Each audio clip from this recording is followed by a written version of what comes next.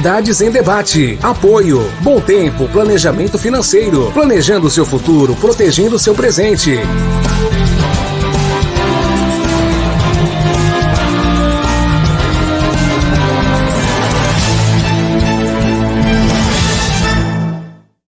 Você tem um sonho?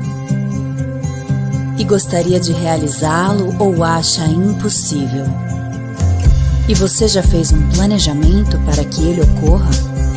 E se eu te dissesse que tudo o que você precisa é dar um passo na direção certa? É verdade que não podemos impedir que imprevistos ocorram, mas podemos garantir que eles tenham impactos menores na sua vida.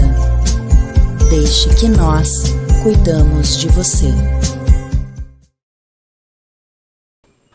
Muito boa tarde para você, sejam muito bem-vindos. Começando mais uma edição do nosso programa Cidades em Debate, aqui na TV Unisantos, canal 40.1 no aberto e canal 12 da NET, e também no nosso site tvunisantos.com.br. E nesse momento o pessoal do YouTube também nos acompanha ao vivo, Cidades em Debate no nosso YouTube. Bom, vamos começar aqui o nosso programa dessa terça-feira, hoje dia 10 de agosto, né? Comemora-se o Dia da Enfermeira, parabéns a todas as enfermeiras. Dia do Diácono Permanente, Dia Municipal dos Costumes Nordestinos no estado de São Paulo, Dia Municipal da Mulher Rondoniense em Rondônia, Dia Municipal da Saúde Mental no Rio de Janeiro, Dia dos Vidreiros, Dia Internacional do Leão e Dia Mundial do Leão também. E o boletim da Covid na cidade de Santos, olha, traz um aumento no número de pessoas internadas na rede de saúde de Santos, de 161 para 165 pessoas, é uma alta de 2,5%. E destas, 99 são de Santos e 66 de outros municípios. E por outro lado, diminuiu. Olha o trem aí, diminuiu o número de internados nos leitos da unidade de terapia intensiva das UTIs, né, para os casos mais graves, de 87 para 85 pessoas, é uma queda de 2,5%, e desses 52 são de Santos e 33 de outras cidades. E a ocupação nas UTIs, dos 288 leitos, a ocupação é de 30% na rede SUS e de 34% na rede privada. Bom, e lembrando que a gente sempre deixa também à disposição esse site aqui, é o santos.sp.gov.br/saúde/dados coronavírus. Esse aqui é o site para você ficar por dentro de todas as informações da Covid. Bom, conforme nós ouvimos agora há pouco, passou o trem aí, né? E o trem vem da onde? É do doutor Maurício Baltazar, já pedindo passagem. Tá buzinando, doutor? Tá com pressa, doutor? Boa terça, tudo bem? Boa tarde, Santiago. Boa tarde, essa imensa e maravilhosa audiência. Pois é, aqui no centro as composições estão trabalhando a todo vapor, o que é um bom sinal, olha aí. E vamos lá, correr atrás da bola para livrar esse país da crise econômica que o Covid agravou e, quem sabe, trazer um futuro melhor para toda a comunidade. Uma boa tarde a todos, Santiago. Tá certo. Conosco também é o nosso querido Marcelo Rocha, ele que é contador e professor também. Ô Marcelinho, seja bem-vindo mais uma vez, terça-feira hoje. Boa tarde, Marcelo. Boa tarde, Santiago. Boa tarde aos amigos aqui do Cidades em Debate, aos amigos de bancada. E estamos aqui à disposição para comentar tudo aquilo que você trouxer à pauta de hoje, meu amigo. Tá certo. E conosco também o nosso querido Nicolau Obeide, ele que é o presidente da CDL Santos Praia, né? E também é o proprietário da loja Slex.com. Inclusive está na internet e a loja física também na Galeria Quinta Avenida. Boa tarde, ô Nicolau. Seja bem-vindo mais uma vez. Tudo bem? Boa tarde, Santiago. Boa tarde, doutor Maurício. Eu gostei do Mechan, hein? Gostei do Mechan. Eu gostei que o doutor Maurício falou assim, boa tarde, Marcelo, né? Esqueci de cumprimentar. E boa tarde aí os telespectadores. Gostei do doutor Maurício que ele falou da composição, hein? Olha, fazia tempo que eu não ouvia essa palavra, a composição. São várias aqui, né? Tem duas. Perfeito. Porque se fosse geração de hoje, falava aí aquele monte de trem, né? Já não sabe. Você pensa em composição, ele pensa que é musical, né? Pensa que é composição musical. Perfeito, doutor Maurício. Muito obrigado, Nicolau. Tá certo. Bom, vamos começar já nesse clima. Vamos trazer aqui a primeira notícia para a gente debater. E a primeira notícia é essa aqui. O ministro da Saúde, Marcelo Queiroga, respondeu ao governador de São Paulo na semana passada, o João Dória, sobre o envio da metade das doses da vacina Pfizer. Queiroga afirmou que São Paulo está sempre reclamando, né? E que as doses serão distribuídas de acordo com a tripartite. Mais cedo, no Twitter, Dória chamou a atenção do Queiroga, dizendo que essa diminuição é uma vergonha. E o Ministério da Saúde deixou de entregar 228 mil doses que estavam planejadas. Isso pode atrasar a vacinação de 228 mil paulistas. Uma vergonha, afirmou o Dória no seu Twitter. E o Dória ainda completou dizendo que o Estado não vai aceitar boicotes do governo federal e tomará medidas. Agora fica a pergunta aqui, doutor Maurício. Estão boicotando o Estado de São Paulo mesmo ou não? Eu acho que não, Santiago. É evidente que a aproximação das eleições traz aí aquela ideia, aquela vontade de criar notícias para se manter ali com uma certa visibilidade pública para, quem sabe, angariar votos para as próximas eleições. Veja bem, nós temos 26 estados mais o Distrito Federal.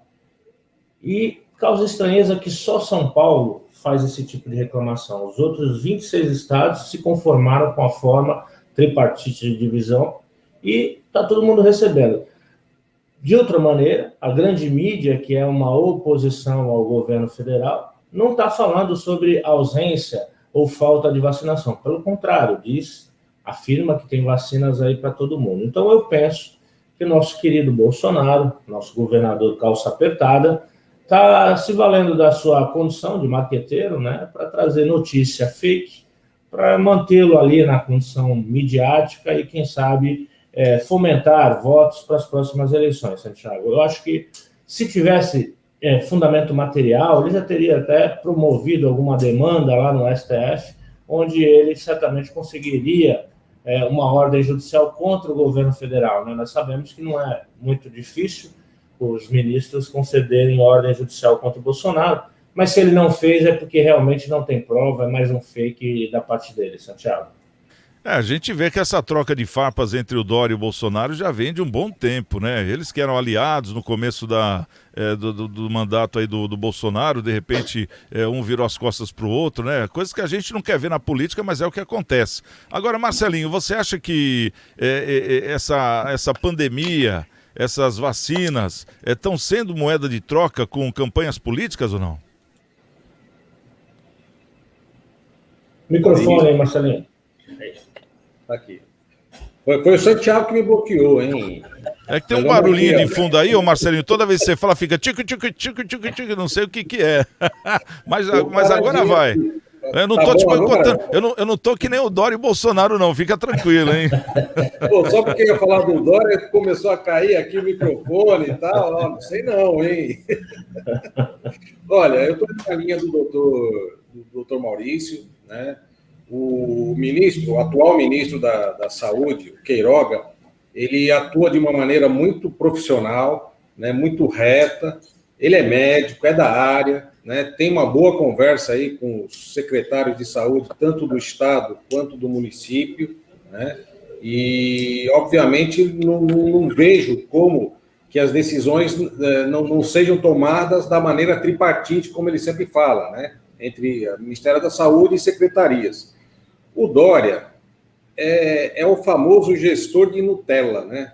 Ele é aquele gestor que, quando você tem problema na sua empresa e precisa rentabilizar a empresa, simplesmente você chega e aumenta o preço, ao invés de trabalhar custos, melhorar aí o seu produto para que ele seja mais aceito no mercado e tudo mais. Então, hoje, eu só vejo o Dória de uma forma.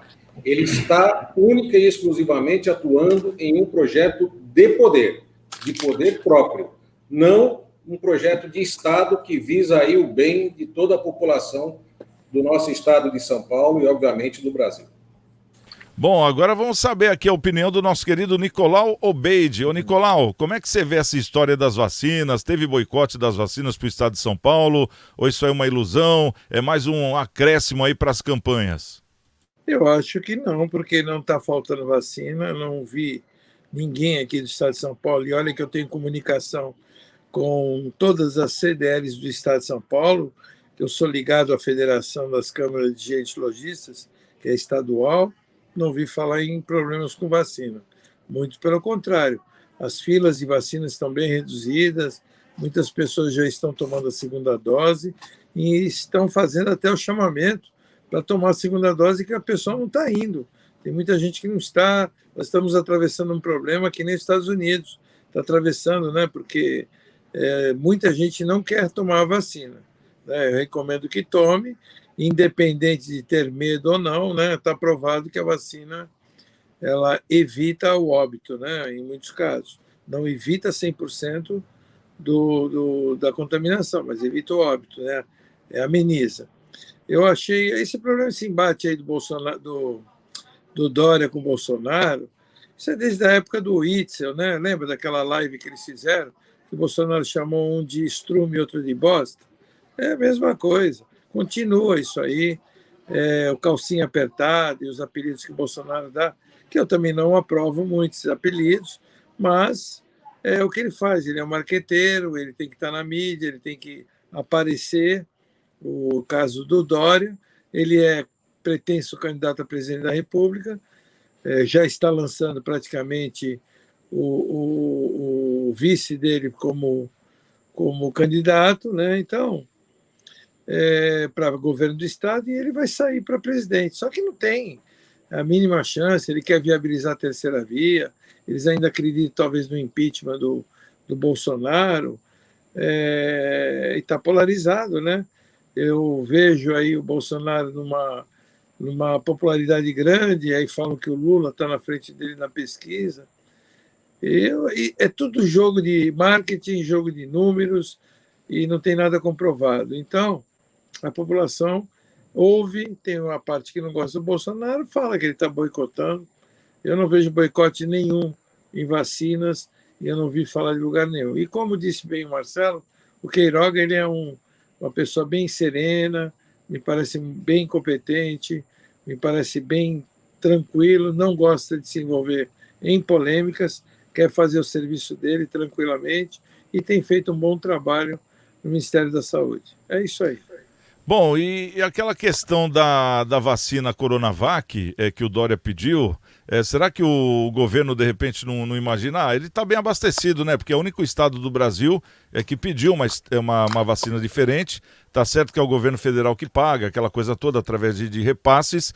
E o Dória, em cima da conta que ele fez só com a Coronavac, ele falou que até o final de agosto estaria todo mundo vacinado. Bom, a gente está aqui praticamente no meio de agosto e a gente está vendo que dá tempo, né, de vacinar todo mundo. Vocês acham que esse negócio da Coronavac, do Dória ter pedido e dado preferência para uma outra vacina, isso aí atrapalhou um pouco ou acha que não? O que você acha? Não, eu acho que não. Eu acho que a distribuição, porque assim, é fabricada pelo Butantan, o Butantan é obrigado a entregar ao Ministério da Saúde, e o Ministério da Saúde faz a divisão. Não existe vacina do governo do Estado de São Paulo. Isso aí, o Butantan é Brasil, não é? Quem tem, inclusive, a ingerência em cima do Butantan, a gerência, no caso, em cima do Butantan, é o governo federal. Ele que escolhe quem é o que vai comandar o Butantan. Então, eu não vejo assim uma ingerência do Bolsonaro em relação a boicotar, segurar a vacina. Eu não percebi nada disso. A gente sabe que ele faz, mas isso aí é resultado de mídia, da briga dos dois.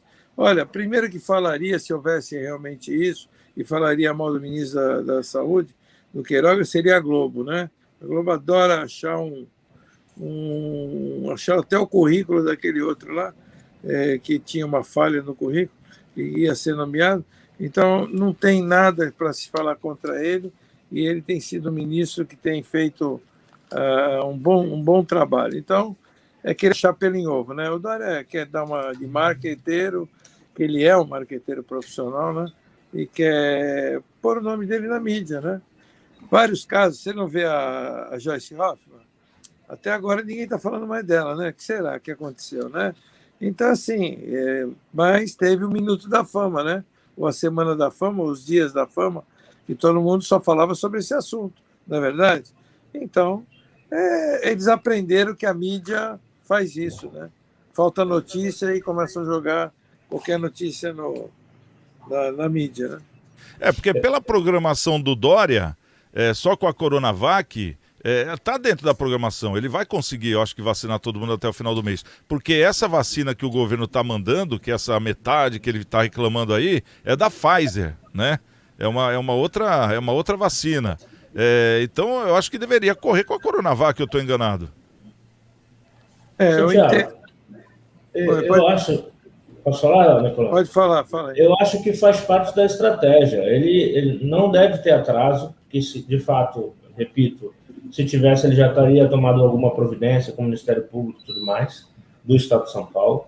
Mas, olha só a situação. Seria melhor ele chegar lá no final de agosto com a meta atingida, depois de um estardalhaço na mídia cobrando o Bolsonaro e a federação, apesar de não faltar, do que chegar lá em agosto com o resultado e receber a notícia de que só conseguiu porque o Estado, a federação, concedeu a ajuda, deu as vacinas necessárias. Então, ele está fazendo um circo, né?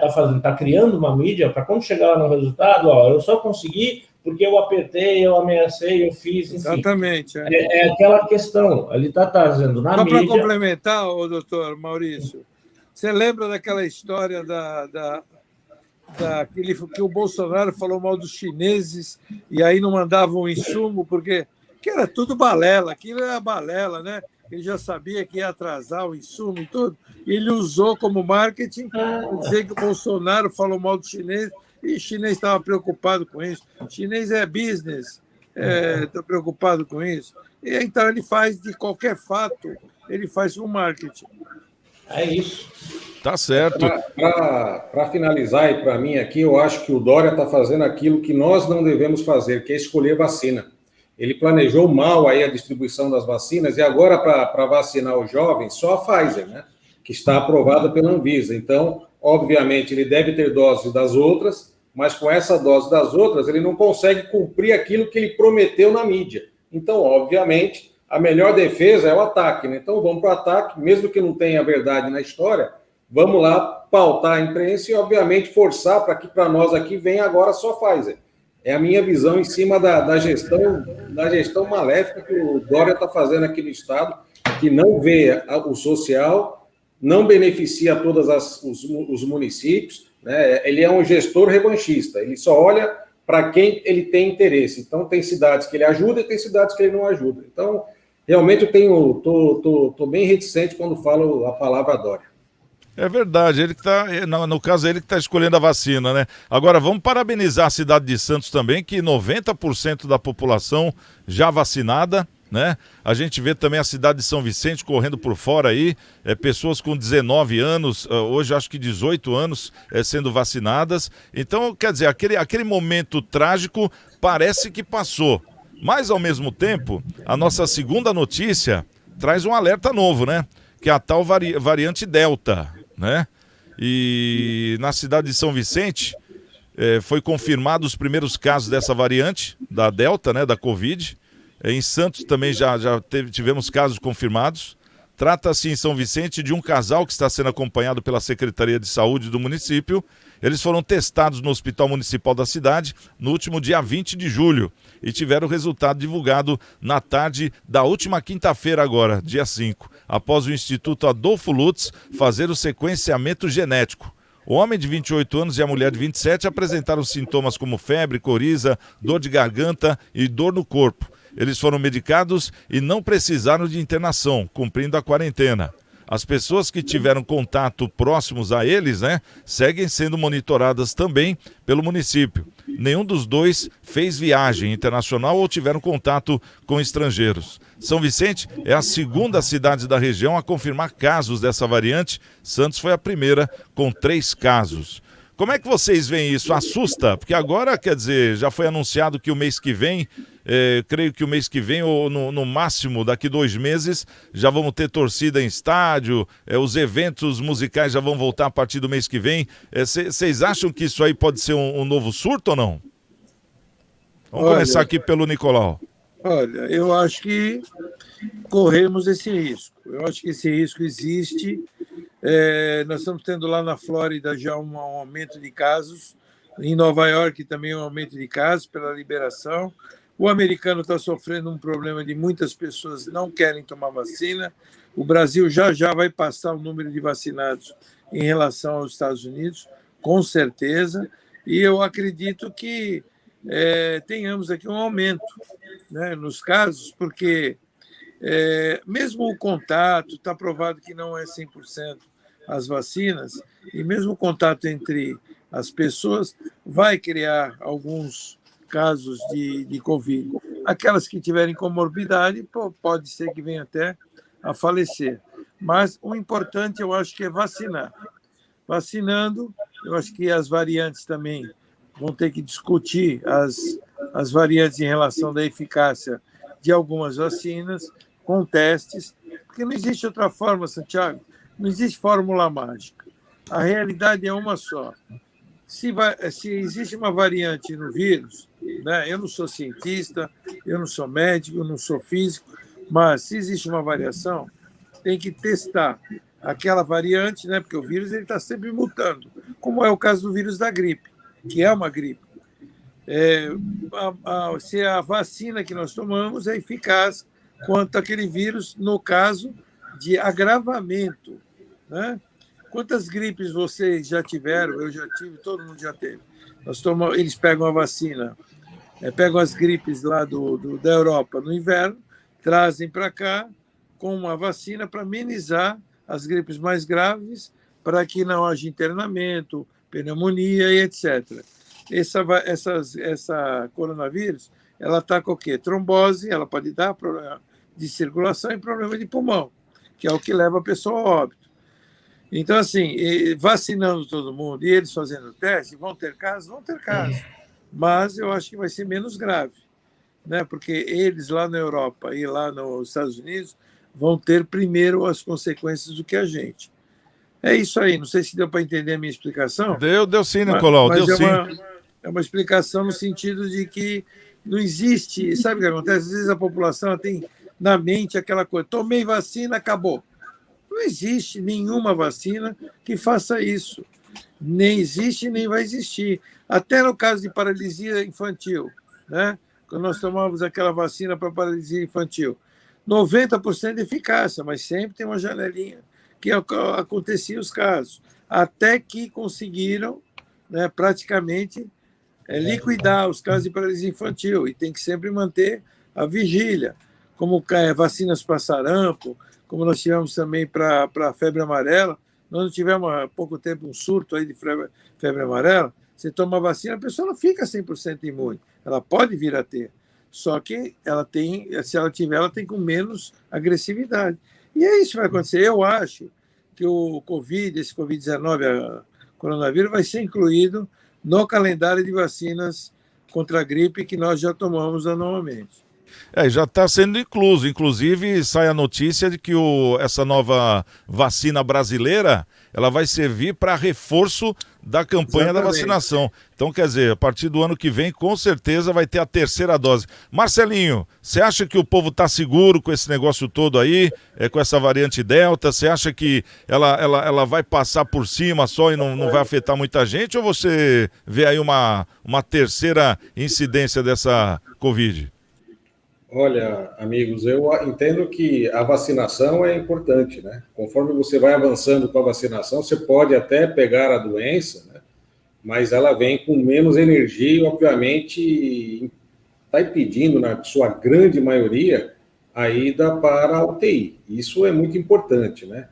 São Vicente deu um avanço depois que começou a fazer vacinação aos sábados, né? Mas ainda está pendente de deixar aberto também aos finais de semana, né? Tanto sábados quanto domingos, nas UBSs, porque deixar apenas o shopping Brisamar aberto, você privilegia uma parte da população e não outra, né? Então, seria interessante que abrisse isso daí e começasse a fazer uma busca ativa mais enérgica, né? Para ver quem não se vacinou ainda, ir atrás e, obviamente, imunizar essas pessoas, que é importante. porque realmente a variante Delta está aqui na região, ela pode começar, obviamente, a se disseminar, e com a disseminação a gente já sabe o que pode acontecer, né? Vem aí fechamentos, lockdowns e tal, porque é a medida que a maioria dos gestores tomam em momentos como esse, né? Então, mas eu acho que não faz mais, viu, Marcelo? Para que isso aconteça. Eu acho que não, Marcelo, eu acho que não vai ter mais isso, não. Eles são políticos, eles viram a ineficácia do lockdown, viram a ineficácia. Esperando, viu? Porque realmente não tem eficácia o fechamento, né? Isso aí já está mais comprovado.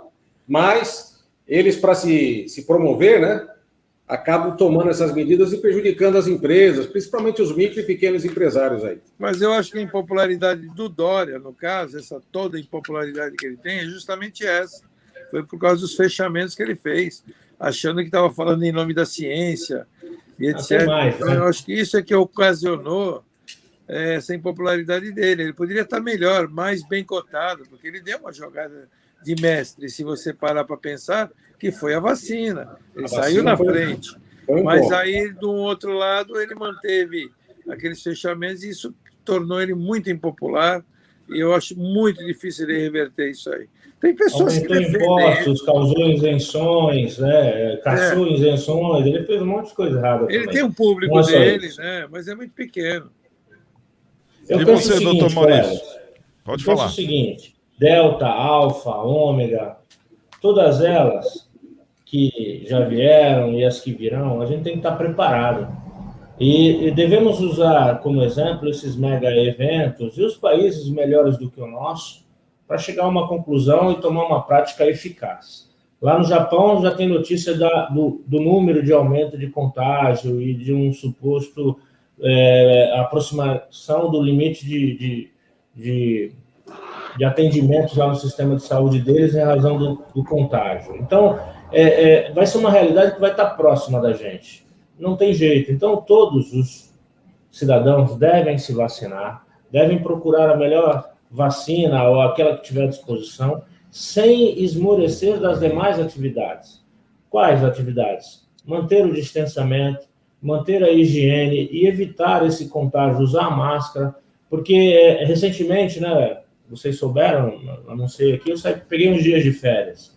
E nas férias eu verifiquei que o pessoal está se contagiando nos aviões, se contaminando no avião.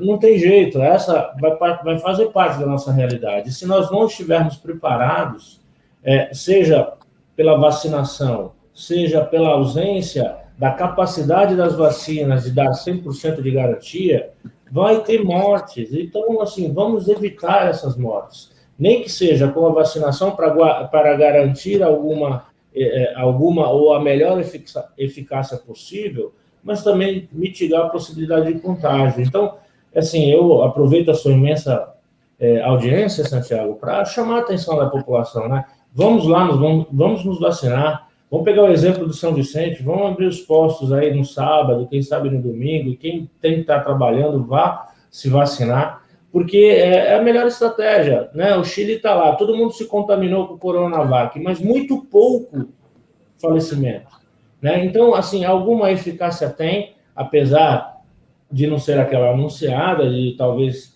o nosso governador e a equipe dele tenha exacerbado, até enganado no que diz respeito ao índice de eficácia, enfim, mas é eficaz, tem alguma eficácia. Então, vamos tomar vacina, vamos evitar o mal pior, pensando no próximo, pensando nos meus 3 filhos, nos filhos do Marcelinho, do Nicolau, enfim, vamos ajudar as próximas gerações a evitar que esse mal permaneça em nossa sociedade, fazendo a nossa parte. Né? Eu, no começo do Covid, eu era, né, assim, não contrário, mas eu queria saber da competência, da qualidade, da condição de cada uma das vacinas. Mas quando chegou a minha vez, não importou qual delas, eu fui lá e tomei a vacina. Independentemente do que eu penso dela... Eu nem perguntei também de qual que era. Eu estou com a sociedade, vamos fazer o melhor possível para todos. É o que eu penso, Santiago. Não, tá certo. E só para ressaltar, 2 casos muito conhecidos, né, do Tarcísio Meira com a Glória Menezes, os dois tomaram as 2 doses da Coronavac e hoje eles estão com Covid de novo, né? Mas não está precisando de entubamento Então, quer dizer, ela vem, mas ela vem de uma forma menos agressiva, vamos dizer assim. Então, agora a gente fica esperando que no caso, essa variante Delta não traga justamente o entubamento, né, Marcelinho? O Tarcísio Meira tá com ventilação, tá? Então ele está entubado. Tá com ventilação, mas não tá entubado, né? Tá com ventilação. Tá entubado, sim. Tá entubado mesmo? Entubado. Senão a ventilação vai ter que entrar via o entubamento lá, né? Mas parece que tem aquele estágio do oxigênio, tá? E do entubamento, né? Mas ele tá realmente com... parece que ele está entubado, sim. Está entubado, tá? Então, mas não, está começando a regredir, né? Então, obviamente, isso aí pode também ter sido efeito da vacina, que ajudou aí na minimização desse processo todo inflamatório, porque realmente não é fácil, né? Eu mesmo, no começo, falei que não ia tomar vacina. Mas é que nem o doutor Maurício. Na hora que eu vi o quadro que estava acontecendo, e eu comecei a ver as pessoas que tinham tomado, pessoas que circulam, pegam ônibus, né, mais idosas, né, no caso, que era aquela época, eu comecei a mudar minha opinião. Eu falei, não, eu vou ter que tomar essa vacina. Tanto que quando veio, eu tomei, né, e vou tomar essa semana a segunda dose, né, então, sem choro nem vela. Claro que a gente não quer, mas é o que tem para hoje. Eu acho que é mais ou menos isso, e pelos resultados, depois desses quase 2 anos, né, que são apresentados, a gente vê que ela tem, sim, uma certa eficácia. Não é aquilo que a gente queria, que é a cura, né, mas tem, sim, uma certa eficácia. Bom, vamos lá, deixa eu ver aqui, vamos tomar uma água, porque já a gente vai trazer aqui a notícia do advogado do Daniel Silveira, né, o deputado federal Daniel Silveira, que está preso.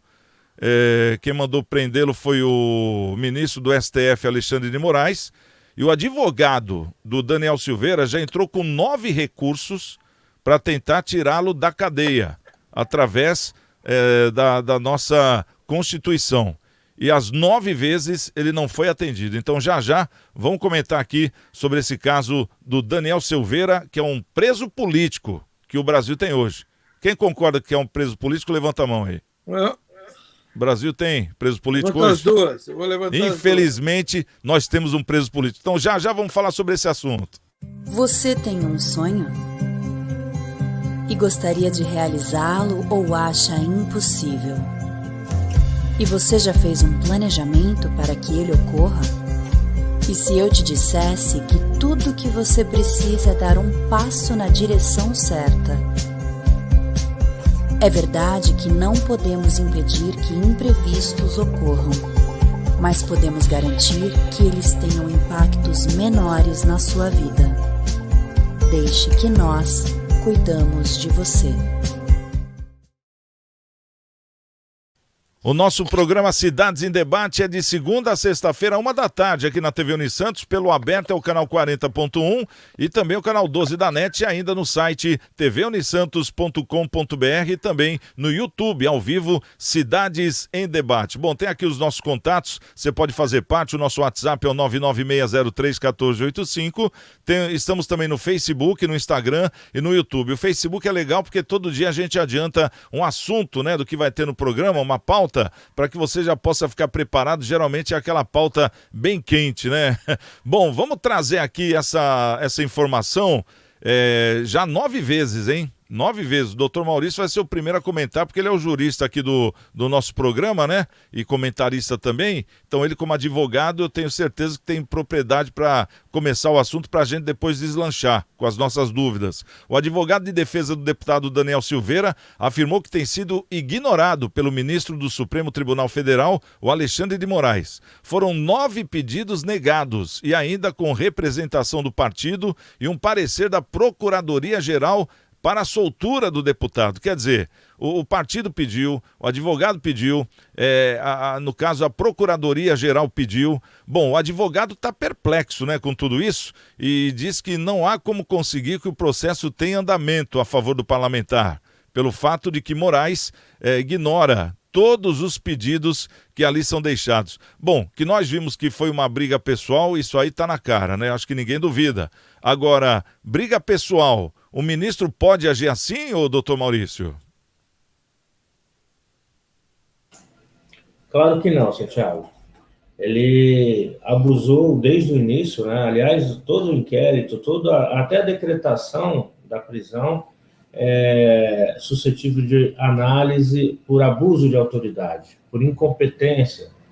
Mas eu reputo que o principal causador dessa aberração jurídica é o Congresso. Na medida em que o Congresso, quando teve a primeira oportunidade de falar sobre o tema, ele calou-se, ele concordou com a ordem do Alexandre de Moraes quando não deveria. Por pior que fosse a fala, as afirmações e os crimes praticados pelo Daniel Silveira quando fez aquelas acusações, ele estava se utilizando da palavra enquanto congressista, que é inviolável, está lá na nossa Constituição. E, portanto, o Congresso deveria atuar em favor dele e o Congresso puni-lo. Na medida que o Congresso não fez isso e ratificou a ordem do STF, deu o conforto do Alexandre de Moraes continuar a praticar abusos que eu entendo que são abusos de poder, inclusive passível de representação criminal. Mas o fato, Santiago e membros da mesa, é que o STF é a última instância. Então, na medida que o advogado fez 9 pedidos e ele não atendeu ou postergou o atendimento, nem levou para plenário, já que ele tem interesse, ele é vítima, ele é investigador, ele é o juiz, então ele deveria afastar-se do julgamento e pedir para que outro colega lá do Supremo Tribunal Federal decidisse sobre esse novo pedido de liberdade, sobre esses novos 9 pedidos de liberdade.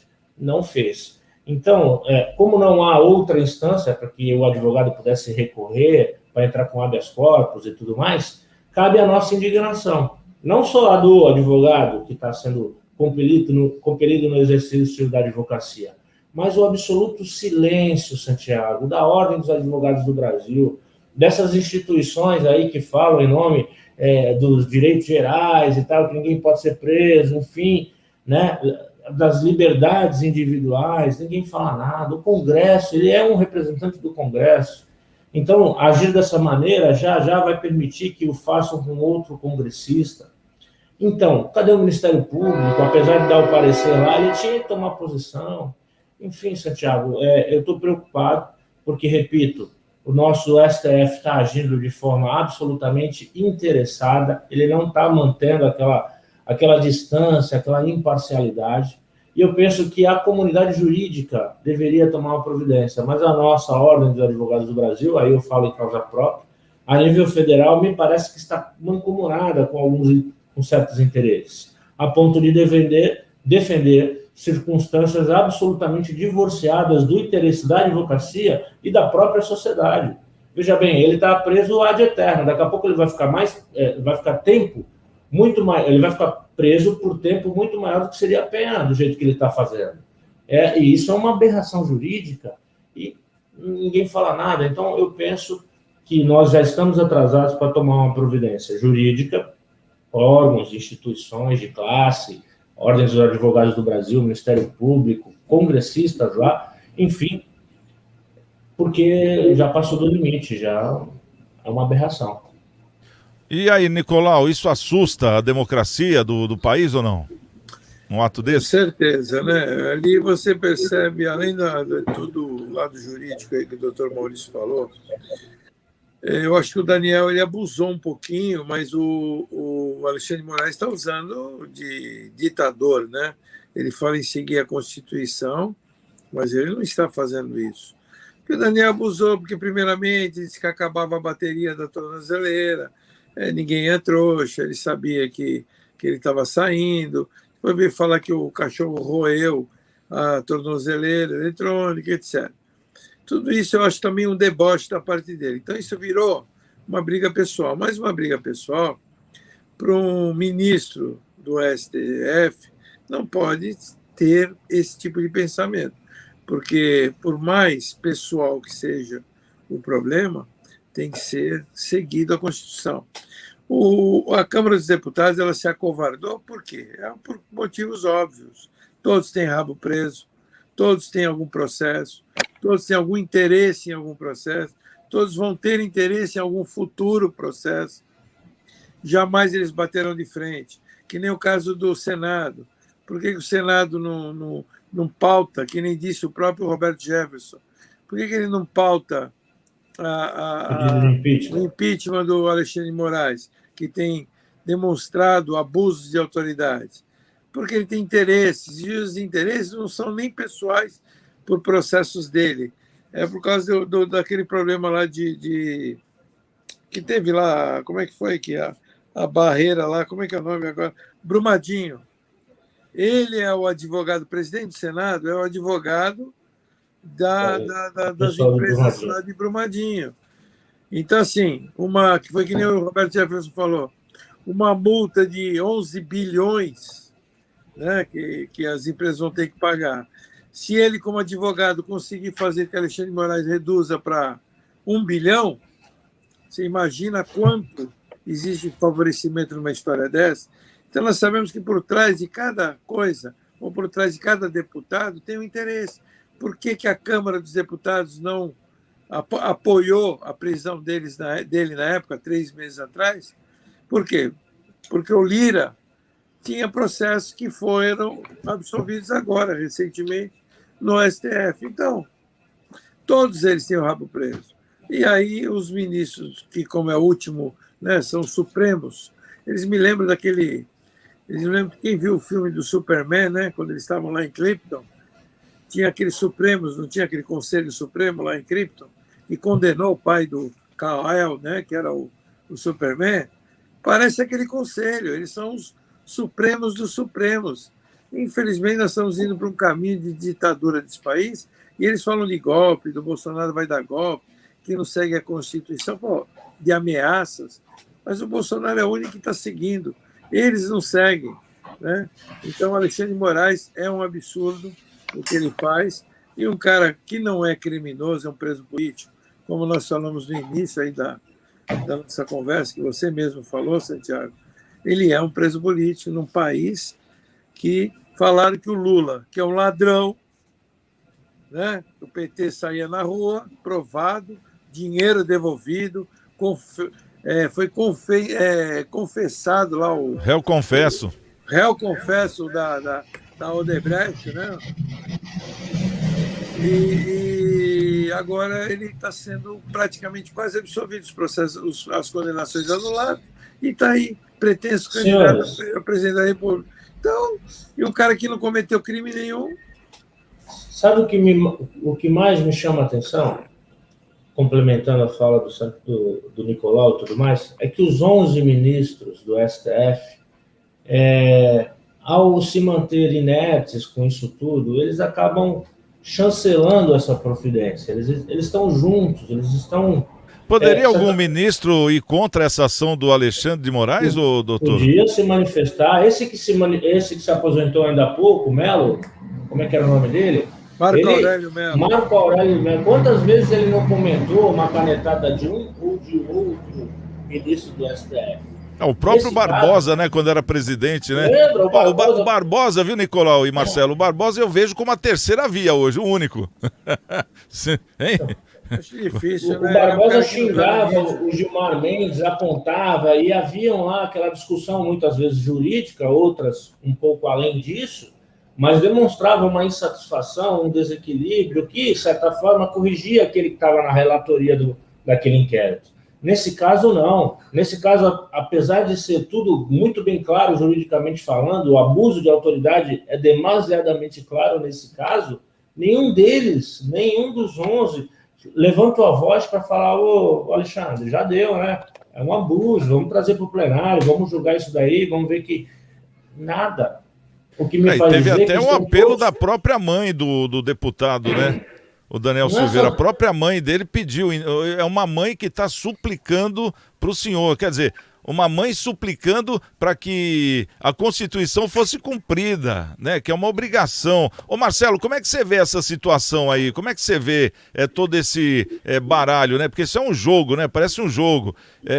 Que nem o povo brasileiro, acho que ele deve ver da mesma forma quando ele vê a polícia batendo em alguém, a pessoa está desarmada, está apanhando. Quer dizer, isso é o povo apanhando também da democracia, não é não? Totalmente. Eu convalido aqui, vou junto com os colegas de bancada, com todas as opiniões aí, e realmente o STF está abrindo um precedente muito perigoso, né? Ele abre inquérito, manda prender, julga, né? Ele faz todas as ações de todas as instituições que fazem parte aí do sistema jurídico brasileiro, ele atua de todas as formas, né, unilateralmente, mandando prender e mandando soltar, né? E, obviamente, independente das opiniões lá do Daniel Silveira, ele pode ter extrapolado, como extrapolou, né? Claro que existem meios jurídicos para que esse ressarcimento, né, essa reparação pelo dano que a declaração que ele fez ocorra, existem meios jurídicos para isso. Eu tenho certeza que o doutor pode até ratificar isso daí. Então, está muito perigoso, né, a forma que eles estão julgando. Você vê, eles julgavam, enquanto era pertinente, a segunda instância era bom, então julgaram lá a segunda instância. Depois não ficou pertinente, aí mudou o voto, né? Quer dizer, como é que você pode entender que existe lisura num processo onde você tem um voto, você estuda, faz, né, proclama seu voto, depois você fala, olha, na verdade eu vou mudar meu voto porque eu estou vendo de outra forma, ou seja, tá descarada a forma de ação, né, do STF, do Congresso, do Senado, né, todos têm interesse, né, infelizmente é um negócio muito triste que a gente está vendo aí nas instituições brasileiras, né, então precisa realmente ter aí um alinhamento, a Constituição deve prevalecer sempre, né, sempre, mas obviamente os mantenedores da Constituição devem ter aí isenção de opinião e simples e tão somente pegar a Constituição e opinar com base no que está descrito nela. O Renan Calheiros mesmo, ele pediu desculpas, né, quando ele pediu as contas da Jovem Pan. Ele falou, eu me equivoquei, retiro o que eu disse. Eu poderia fazer isso também, Alexandre. Quer complementar alguma coisa, doutor? O microfone está fechado, doutor. Quem tiver com o microfone fechado vai pagar almoço, hein? Não, Santiago, eu estou satisfeito. Está muito bem claro que há sim um abuso de autoridade, se trata de um preso político.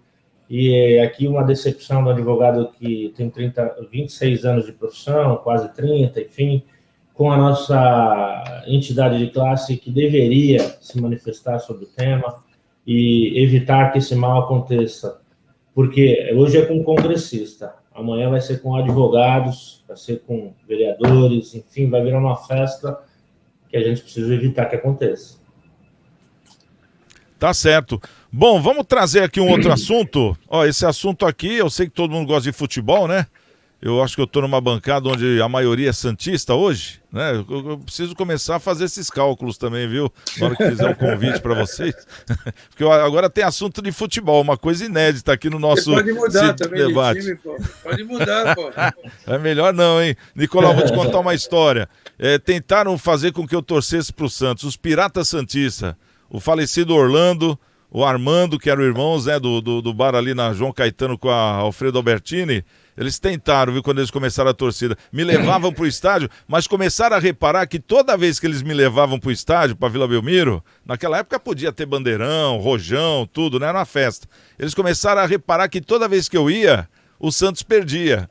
Aí então eles começaram a me deixar em casa. Não, o Santiago é meio pé frio, então é melhor não querer convencer ele, não. Santiago não. Olha, eu acho que se eu fosse santista, desde aquela época o Santos já teria caído para a segunda divisão, viu, Nicolau? Bom, brincadeiras à parte, vamos trazer esse assunto aqui. O presidente Jair Bolsonaro sancionou com vetos o projeto de lei 5516/19 do Senado Federal, que estimula a transformação dos times de futebol em empresas sociedade anônima e prevê regras de parcelamento das dívidas atuais de todos os clubes. Já aprovado pelo Congresso, o texto foi publicado no Diário Oficial dessa segunda-feira, né? Anteontem. Ontem, quer dizer. O projeto autoriza que todos os bens e direitos serão transferidos, no caso Sociedade Anônima de Futebol, que poderá emitir títulos. Atualmente, os clubes de futebol são caracterizados como uma associação civil sem fins lucrativos. Qual a opinião de vocês? Vamos começar aqui pelo Marcelinho, que eu sei que ele tem ligação lá com a Vila Belmiro. Ô Marcelinho, você acha que no Brasil daria certo esse negócio de time-empresa ou não? Olha, eu acho que tá no caminho certo, né? Realmente, quando você profissionaliza uma gestão, a tendência é que as coisas melhorem. A gente pode tirar como exemplo aí times da Europa, né? Que tem já esse modelo, esse formato. O que eu, às vezes, fico um pouquinho contrário é com essas benesses aí que time de futebol tem com relação a atributos devidos, né? Eu acho que essa questão de ser uma instituição sem fins lucrativos, pelo amor de Deus, né? Dizer que um time de futebol não tem fim lucrativo, então a gente fica realmente refém aí de uma situação muito, muito ruim, né? Agora, quando você profissionaliza a gestão e traz à tona aí toda a escrita contábil, fiscal da empresa e, obviamente, os acionistas podem participar, a situação fica muito mais clara, mais transparente e a tendência é que profissionalize muito, muito esse meio atrativo, né? E, obviamente, muita gente vai acabar investindo nessa modalidade. Bom, vamos chamar aqui o Dr. Maurício, né? Ele que é o filho do presidente da Vila Belmiro, o seu manequinho. Ô doutor Maurício, você acha que o futebol hoje, do jeito que está, ele deixa de ganhar muito dinheiro ou não? Não. Eu acho que ele não deixa, mas regulamenta, né, Santiago? Regulamentaria esses negócios que muitas vezes, justamente por falta de regulamentação, por falta de uma condição empresarial, para legitimar o ganho, né? Afinal de contas, o atleta que se destaca de forma diferente, ele merece receber de forma diferente, o clube formador também, e muitas vezes a atual legislação não permite que faça isso com uma certa transparência, porque vai dar ensejo a eventuais interpretações de prática de crime, de enriquecimento ilícito, e etc, etc, etc. Nesse modelo novo, que no meu ponto de vista já está atrasado, a exemplo dos clubes da Europa e outros lá, o futebol americano já está ganhando evidência, né? E já nasceram clubes empresa. Enfim, eu penso que é o caminho, com algum atraso, repito, mas é o caminho a ser trilhado, evidentemente com uma análise criteriosa no que diz respeito aos impostos, justamente porque aquilo que o Marcelo levantou não é crível, não é acreditar que não se tenha lucro. A gente sabe que tem lucro, deveria ter. Nenhuma instituição vive se não tiver alguma remuneração. Então, vamos regulamentar, vamos trazer essas divisas para o país e para aquela região aqui, né? Por exemplo, Santos, que vê essa dinheirama toda com o Neymar, com isso e aquilo, e o nosso estádio continua humilde ali, de certa forma, apesar de ser muito querida, muito famosa, podia ter, né, um estádio novo, enfim, benesses que a nossa comunidade já deveria estar recebendo e que não tem porque, né, tem esses meandros aí que a gente não consegue explicar. Estando dessa maneira, nós, santistas, por exemplo, eu fui criado lá na Vila, em razão do meu pai, eu amo o Santos, eu sou sócio remido, eu gostaria de investir no Santos, mas nem não tem como. E, de repente, com esse modelo, a gente consegue fazer e fazer com que pessoas honestas, com alguma competência, participem de forma legítima, sem ter a preocupação que nem a do meu pai tem. Pô, Maurício, não vai lá, porque não se mantém fora, né? É uma grande preocupação do meu pai. E eu gostaria de participar. Hoje ele já me permite, já fala, não, se você desejar, vai. Mas, enfim, é uma preocupação do cidadão de bem, porque teve gente que passou por lá e fez muito mal ao Santos, ao Corinthians, ao São Paulo, ao Grêmio, ao Cruzeiro, enfim, temos administradores de todos os tipos. Num clube empresa, isso vai ser muito difícil de acontecer. Eu penso que a gente deve correr atrás da bola e materializar esse clube empresa. Porque a freguesia está pronta já, né, que são os torcedores. Aí, no caso, Nicolau, você acha que é saudável, por exemplo, se a gente pegar um time que nem o Barcelona, o Real Madrid, Paris Saint-Germain, são times que eles têm mais dinheiro em caixa do que o PIB de muitos países europeus, que é de onde eles são. Você acha que isso é saudável ou vai criar também uma tensão política por ter muito dinheiro? Não, eu acho que o presidente do clube ele tem que cuidar do clube, da parte social do clube. Mantém o presidente, cuida da parte social, e ele tem que ter um gestor administrativo que cuide da parte de futebol como empresa. E tem que cuidar como empresa, né? E Vitor, primeiro, vamos numerar o que evita. Evita roubalheira, que isso é iminente nos clubes. Todo mundo quer ser diretor de clube, todo mundo quer participar, desde o olheiro ele ganha, todo mundo ganha, é impressionante. Empresários, aqueles empresários vagabundo, que não fazem nada na vida, que enganam, muitos jogadores de futebol foram enganados por empresários, principalmente no início da carreira, acaba com maus gestores do clube, né?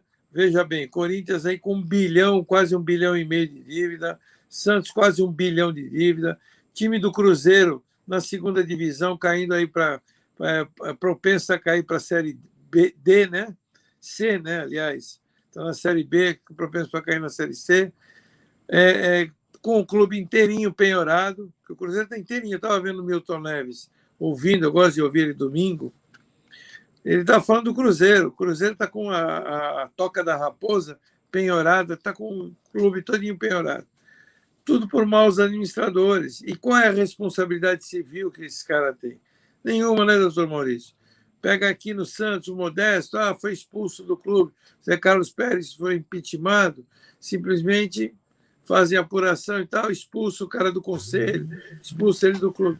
Mas consequências mesmo não tem nenhuma. Então o cara tem que responder com seu patrimônio pessoal, tem que ser uma empresa que nem é uma empresa. E está provado que clubes como Barcelona, como até o Flamengo, né? O Flamengo já é praticamente uma empresa hoje, e é um clube de sucesso. O Palmeiras com a Crefisa, lá, como é o nome dela? Eu queria lembrar, a Lilian, né? Como é o nome dela? Até esqueço o nome dela. Deveríamos lembrar, viu? Eu até brinquei com meu sobrinho, eu estava lá em Brusque, em Santa Catarina, e ele é palmeirense fanático, né? E aí, quando teve aquele jogo Palmeiras e São Paulo, que teve um pênalti lá, e aí vai pro VAR, não vai e tal, aí ele falou, peraí, que ele está esperando um pix aí da Crefisa para ver se vai dar o pênalti ou se não vai dar. Chegou o pix, então não foi pênalti. Então, assim, foi uma brincadeira até que meu sobrinho é palmeirense fanático, mas é um clube empresa, você vê, é um clube estruturado, é um clube que tem lucro na venda do jogador, porque jogador dá muito lucro. Se criar uma base, vê o Santos. Quantos jogadores estão jogando hoje no Campeonato Brasileiro que era do Santos? Ontem mesmo, o Gabigol não fez nada contra o Internacional e o Yuri detonou lá, fez 3 gols, não foi isso? Então, você vê, todo jogador que vem da base do Santos. O que o Santos ganhou com esses jogadores? Nada, absolutamente nada. Por quê? Porque tem conchavos na hora da venda e etc. Vê o caso do Neymar. O presidente do Barcelona teve que renunciar, foi indiciado lá na Espanha. O que aconteceu aqui? Nada. Entendeu? Por quê? Porque o Barcelona pagou dinheiro por fora, no caso do Neymar. O pai do Neymar já estava com 10 milhões na mão quando o Santos foi lá jogar contra o Barcelona. Então, todos esses casos aí, se eu ficar enumerando aqui, eu vou ficar enumerando o programa inteiro. Tem que se tornar empresa e ter responsabilidade civil, sim.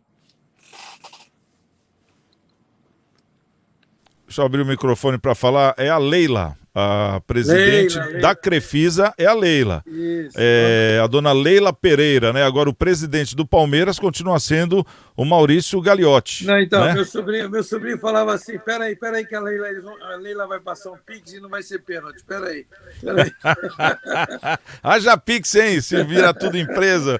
Bom, mas tá aí. Quero agradecer os nossos convidados de hoje aqui, do nosso Cidades em Debate, o nosso querido Nicolau Obeide, ele que é o presidente da CDL Santos Praia e também dono lá da Slex, a loja de informática ali na Galeria Quinta Avenida no Gonzaga. Também o nosso querido doutor Maurício Baltazar, nosso advogado e comentarista, obrigado também, doutor. E o nosso Marcelo Rocha, contador e professor, obrigado pela presença e principalmente a você que está nos assistindo, obrigado pelo carinho. E lembrando que amanhã, à 13h, tarde estaremos de volta com o nosso Cidades em Debate. Então, um grande beijo, estamos com Deus e amanhã, quem chegar primeiro, espera o outro, já sabe. Fui!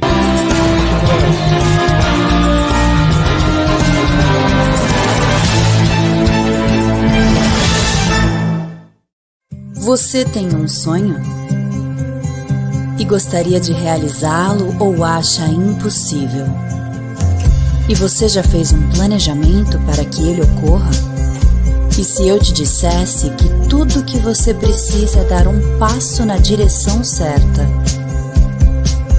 É verdade que não podemos impedir que imprevistos ocorram, mas podemos garantir que eles tenham impactos menores na sua vida.